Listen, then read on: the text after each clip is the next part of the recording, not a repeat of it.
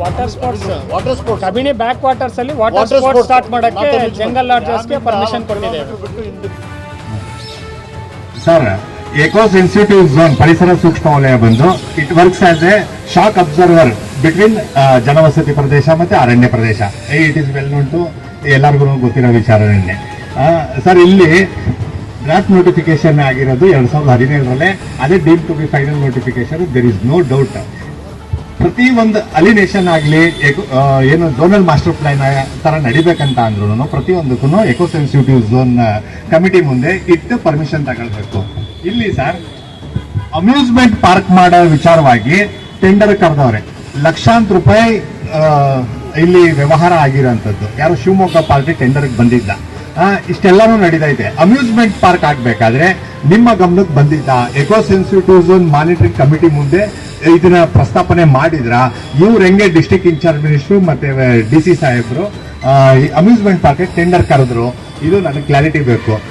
ಈ ತರ ಮಾಡಬಹುದಾ? ನಾನು ನಿಮಗೆ ಡೇಟ್ ಹೇಳ್ತೀನಿ. 13/6/2025 sir, which may be noted.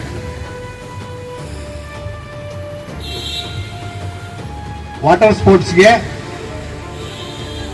ಇಲ್ಲಿ whatever it may be proposal ಆಗಲಿ ತಾವು ಇದಕ್ಕೆ ಕೈ ಹಾಕಬಹುದಾ? ಅಮ್ಯೂಸ್ಮೆಂಟ್ ಪಾರ್ಕ್ ನ ಎಕೋ ಸೆನ್ಸಿಟಿವ್ ಜಾಗದಲ್ಲಿ ಮಾಡಬಹುದಾ? Eco sir, it is crystal sir. Until zonal master plan is approve development for